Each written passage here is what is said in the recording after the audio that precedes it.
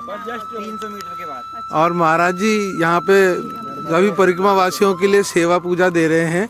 और महाराज जी आप कहाँ से पधारे हैं, थोड़ा बताएंगे? सतवास से आए। और कौन कौन है आपके साथ? ये हमारी पत्नी है, हमारा बालक है, हमारा ड्राइवर, हमारा स्टाफ है सब ये। अच्छा अच्छा, सब परिवार के सदस्य ही हैं। नर्मदे हर।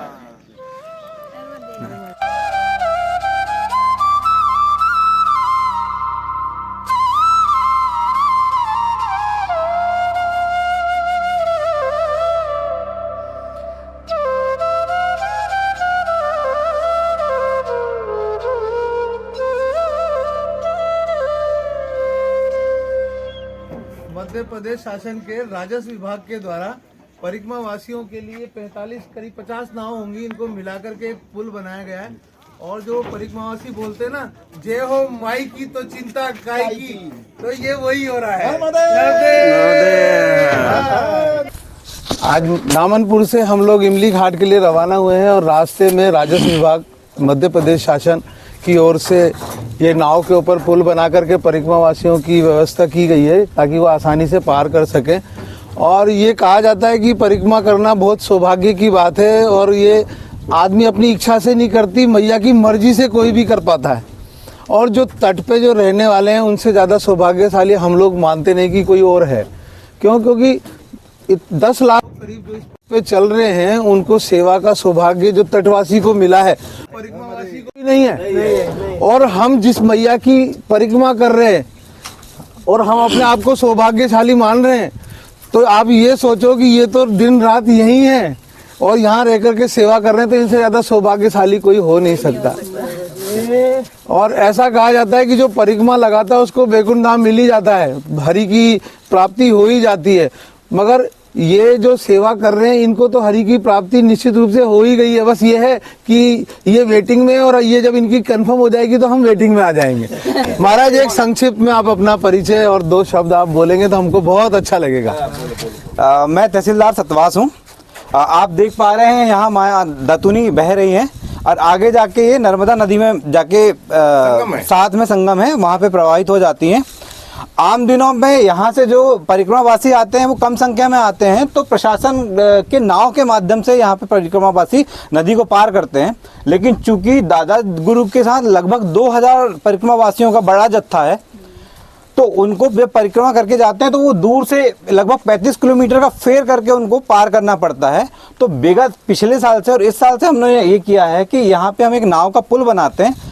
परिक्रमावासी चाहता है कि वो जब भी परिक्रमा करे तो माता नर्मदा के पास करे, पास से करे तो उसका एक परिक्रमा का भाव एक अलग रहता है और माता से जुड़ाव उसका बना रहता है। तो उस भाव को लेते हुए हम लोगों ने ये पुल तैयार किया है प्रशासन की देखरेख में, जन सहयोग के माध्यम से, जिसमें सभी ग्रामवासियों ने अपना सहयोग किया है और ये पुल तैयार हुआ है।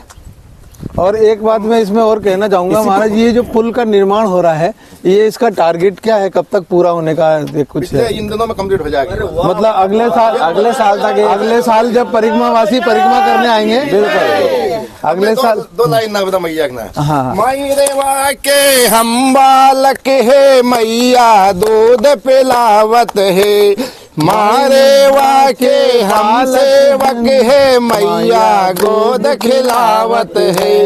रेवा तट पर धूम धड़ाका, राम भजन का यही तड़ाका, भजले रे मन चारों धाम, गौरी शंकर सीतारा, गले में तुलसी मुख मेरा, हृदय विराजे सालगिराम, बोलो संतो हरि हरि, मुख पर मुरली अजब धरी, नमो नर्मदा माई रे, पार्वती वल्लभ सदा शिवाय, भजुरेवाही। कहा जाता है कि जो हम मंत्र जाप करते हैं, जो हम पूजा करते हैं या हम जो साधना करते हैं, और विविध तरीके से पूजा करने की अलग अलग विधियां हैं, कोई किस तरह से करता है, कोई किसी तरह से करता है। मगर जो सर्वाधिक लाभ बताया गया, पूजा तो हम अपने घर में भी करते हैं, लेकिन जो सर्वाधिक मंत्र जाप और पूजा का लाभ बताया गया, वो बताया गया किसी पवित्र नदी के तट पर या फिर जंगल में या एकांत में।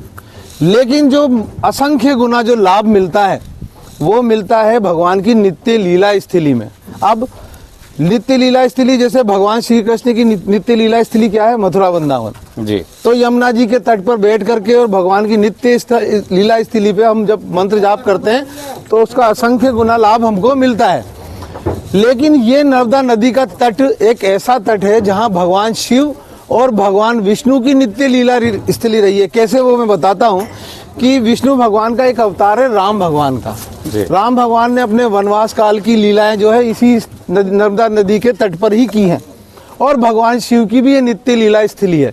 तो जितने भी परिक्रमावासी चल रहे हैं यहाँ इस तट के किनारे, नर्मदा मैया के किनारे, जितनी मंत्र साधना करते हैं या जो भी पूजा साधना करते हैं उसका असंख्य गुणों लाभ मिलता है। और इसीलिए ये दम भर के बोला जाता है कि उनको हरि प्राप्ति होती ही है। और माँ जो है चक्रों की अधिष्ठात्री देवी हैं, इसलिए उनके जो सातों चक्र है वो निश्चित रूप से जागृत हो जाते हैं। बोलो नर्मदा मैया की जय।